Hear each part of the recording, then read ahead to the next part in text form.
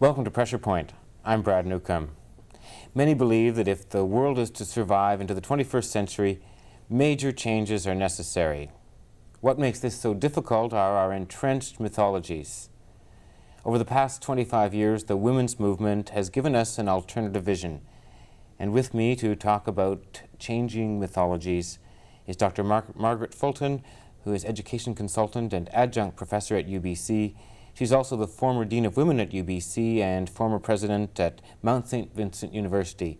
And she has been, for some time, a tireless advocate for women's equality. Welcome, Margaret. It's great to have you here.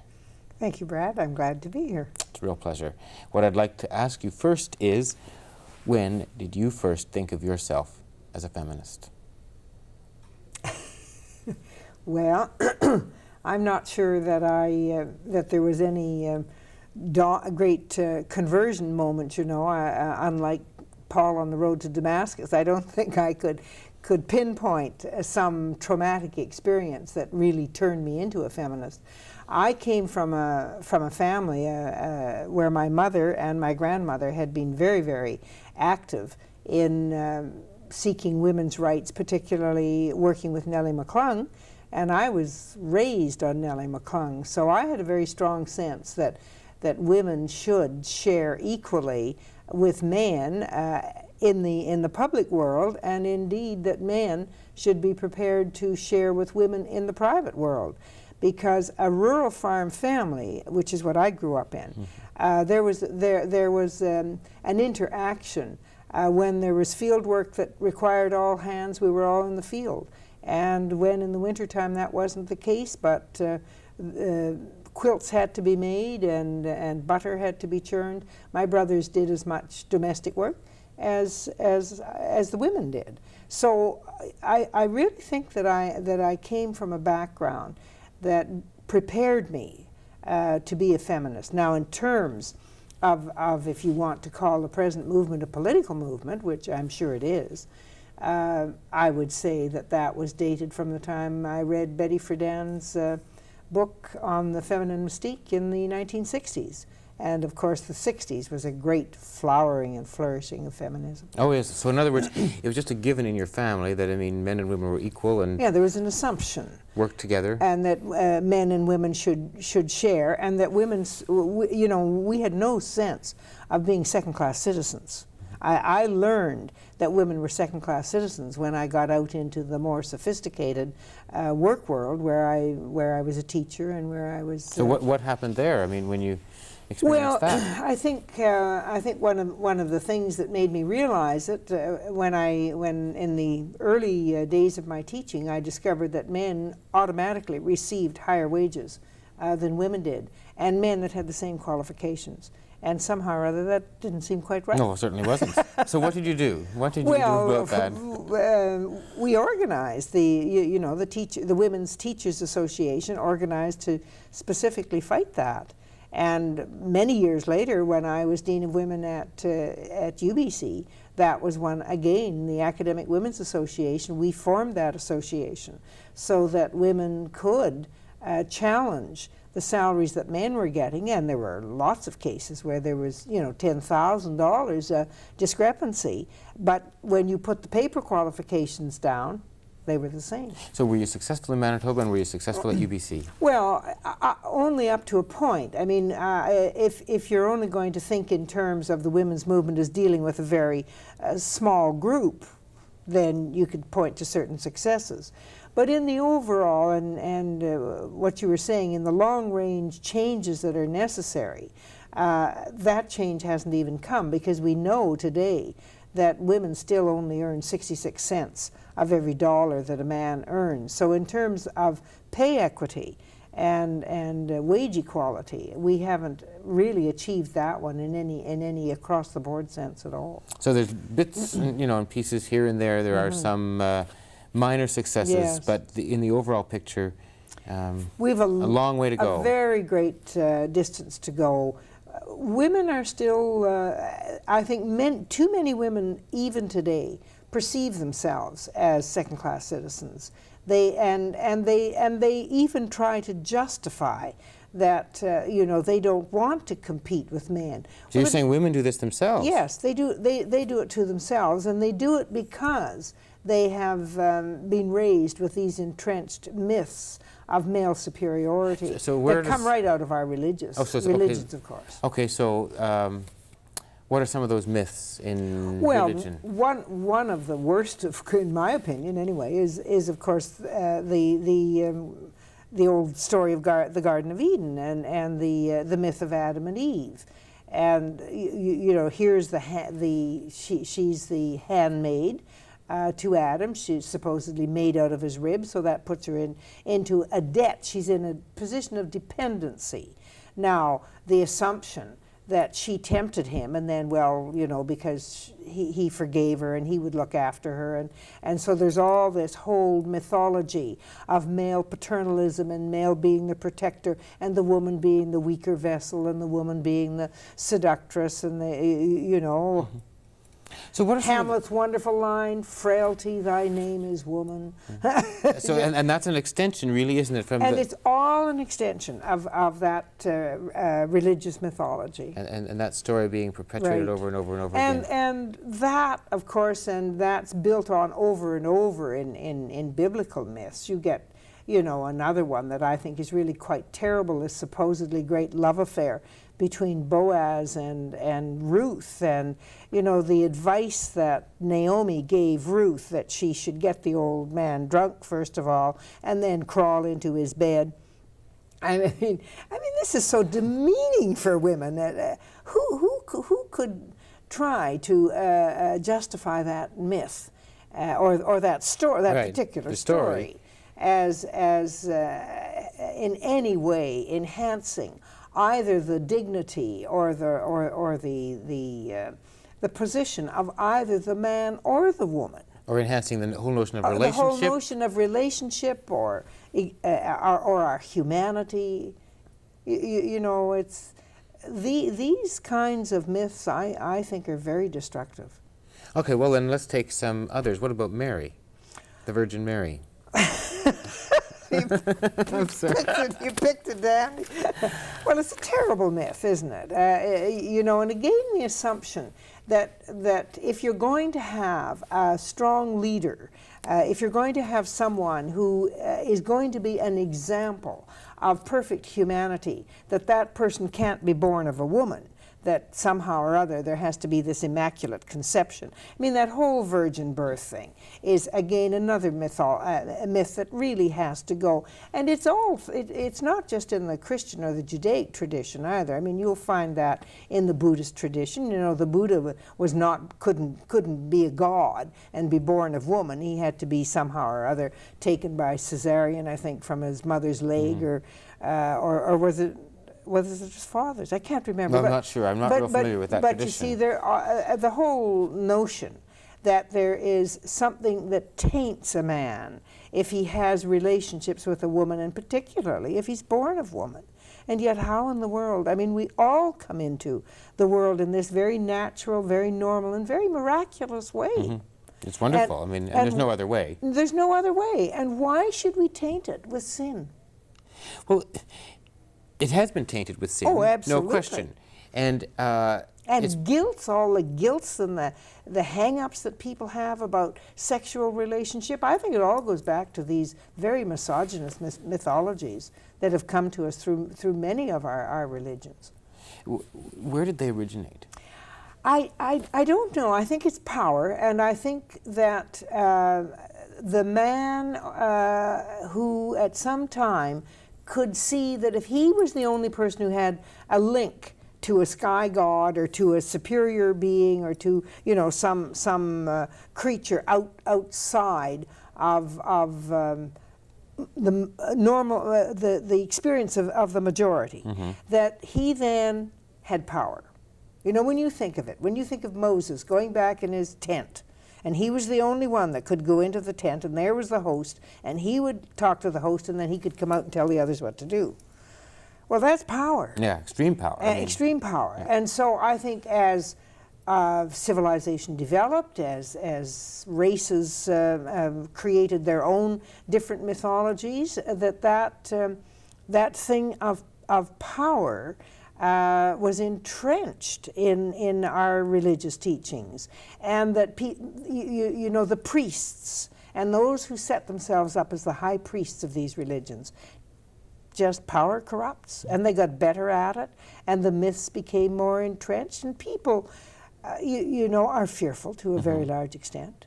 And if if they're told that they can't have access to that sky god excepting through somebody else, I mean, that is a total denial of their own potential, their own authority, their own ability or capability to become fully developed humans. But I think you're also saying, too, that's a very intimidating myth to challenge. Yes. If you've been raised with the belief that it has to go through a particular person and so on. That's I mean, right. one just doesn't change overnight and say, well, I'm not going to listen to that.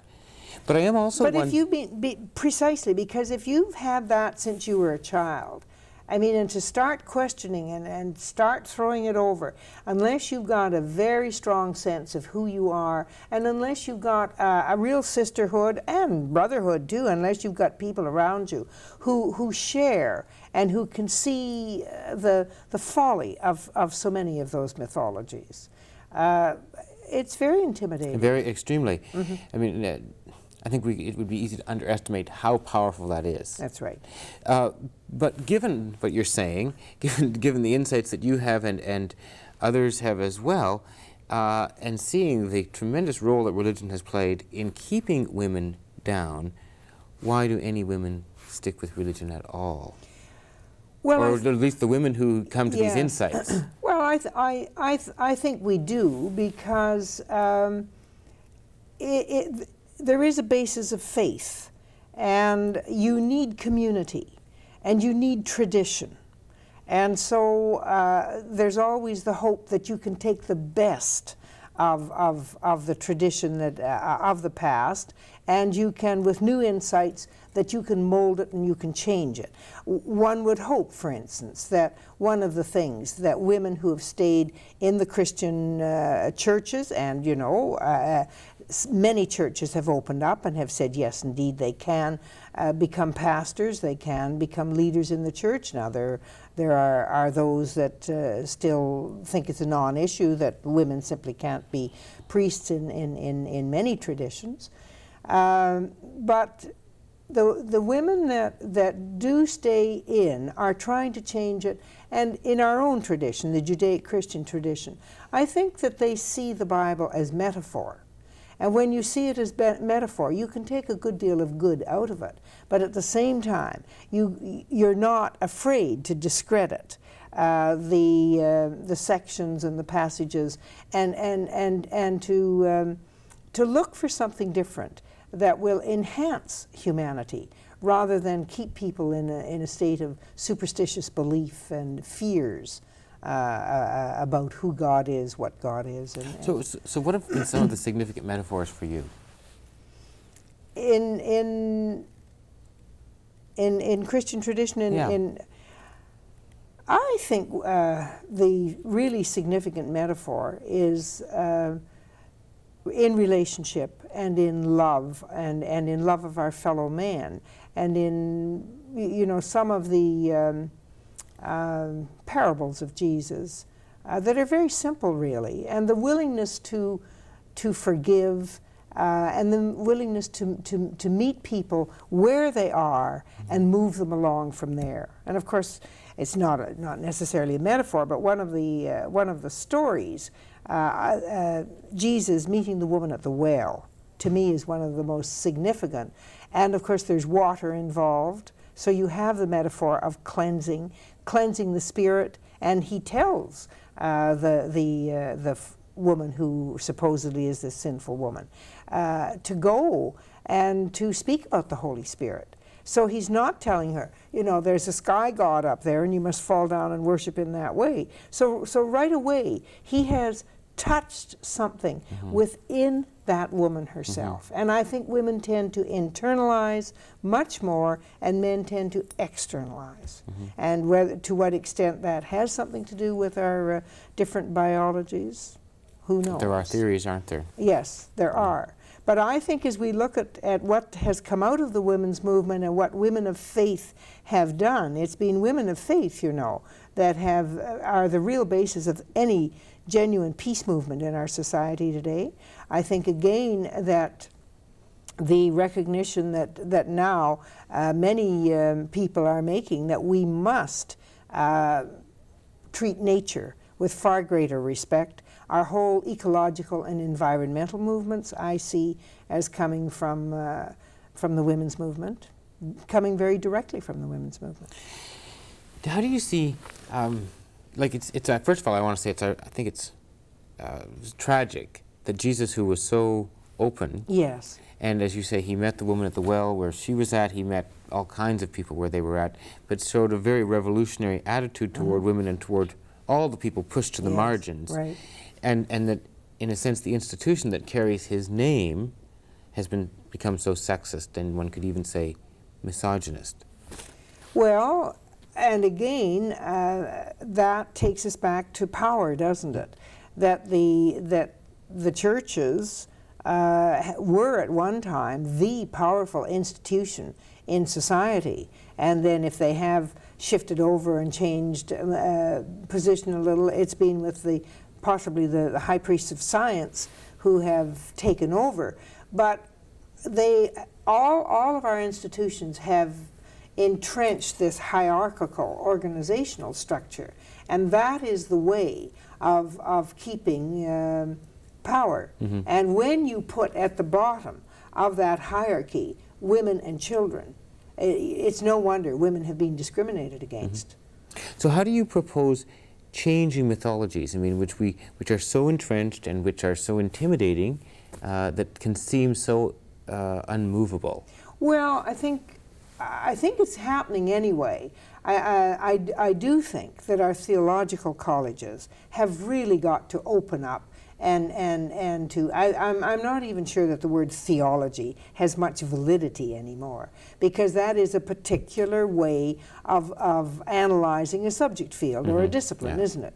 And it implies a theology, an order, and some deity at the top of that theological. So I really think that the way in which we have trained people who have been our religious leaders has to change radically. And I think if the churches don't open up to the concepts that are there and the vision that is coming from women today, that they will lose adherence.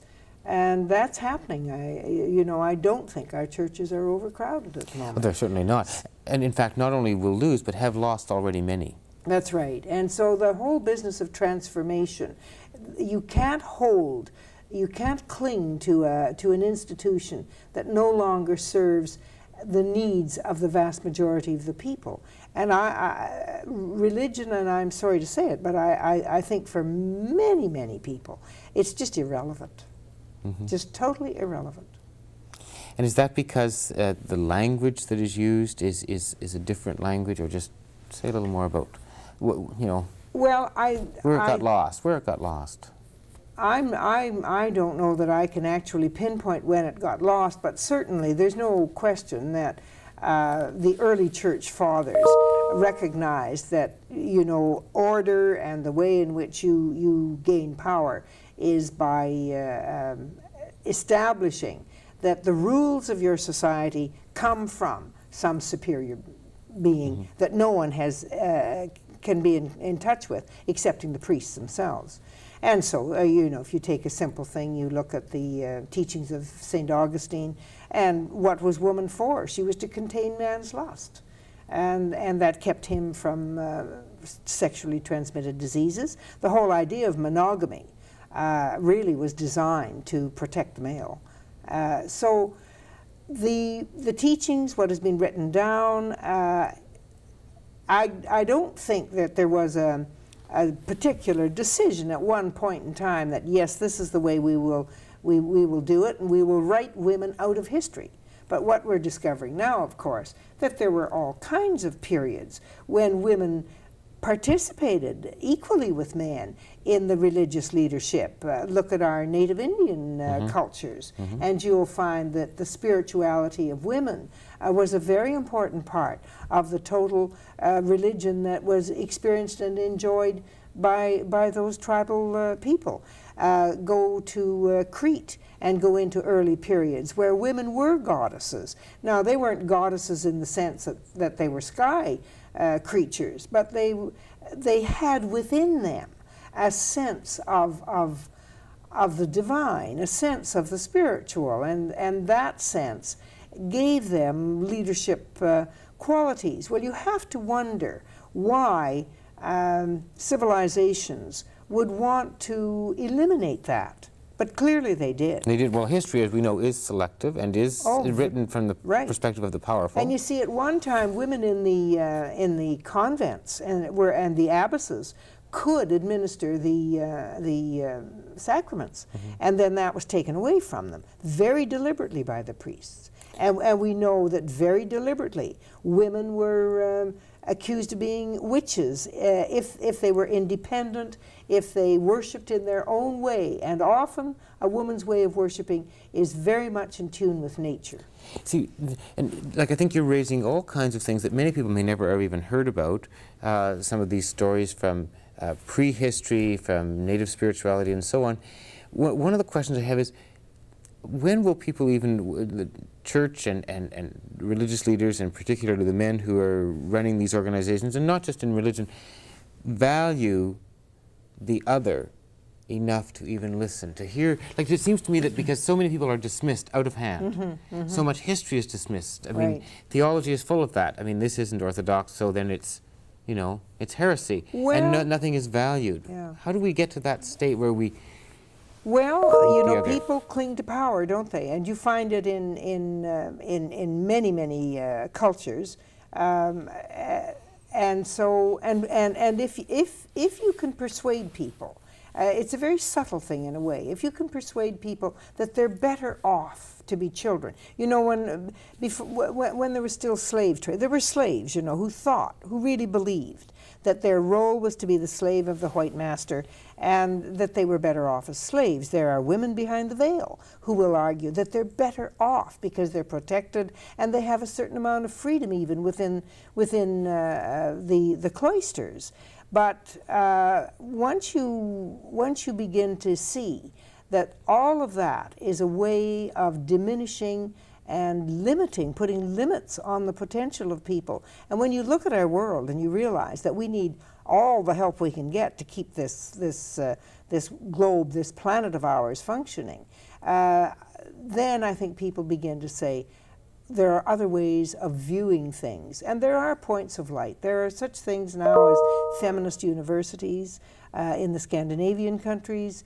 We have women who are taking very strong leadership roles in politics, in religion, in education.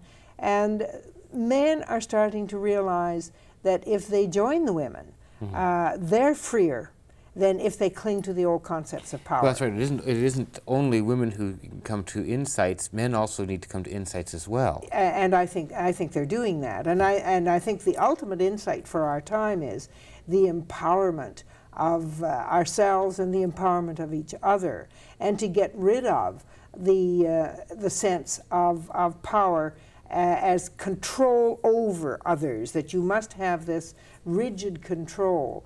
Maybe we could live with a little bit of chaos and be freer and be better people. Maybe we have to learn how to live with chaos as well. I think so. What about, and just quickly, because we don't have a lot of time left, but when your work with women and women's groups and so on, when insights are seen, is there a lot of anger? Well, yes, I'm sure that many women have been very angry. I've been very angry myself when when I've realized that the terrible discrimination that exists against women. When you look at refugee women, when you look at women in other parts of the world, you know, and you realize that all of this is done very often under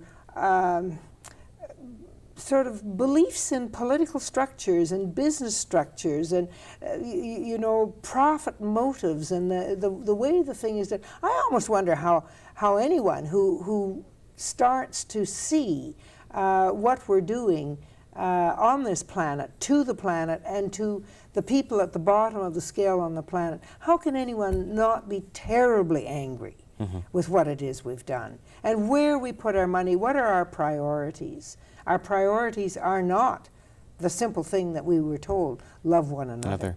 And try to make our lives more human. That's right. And be able to live together. And find a richness in our relationships. You know, we're always taught that the only real richness is in material things. Not so. No. I mean, we pay lip service to the fact that the real riches are in our human relationships and our contacts with the earth that we live on. But in actual fact, we're all building empires. Yeah. I like what you say so much, I mean, particularly about how we have to empower each other and work together. Margaret, well, I enjoy talking to you all the time, always. Anyways, I want to thank you for being with me here on Pressure Point. It's been terrific. It's been a pressure point. Great. Thank you for inviting me. Thanks so much, Margaret. I'm delighted to be here. Thank you. Thanks for being with us on Pressure Point. I've been talking with Dr. Margaret Fulton on changing mythologies.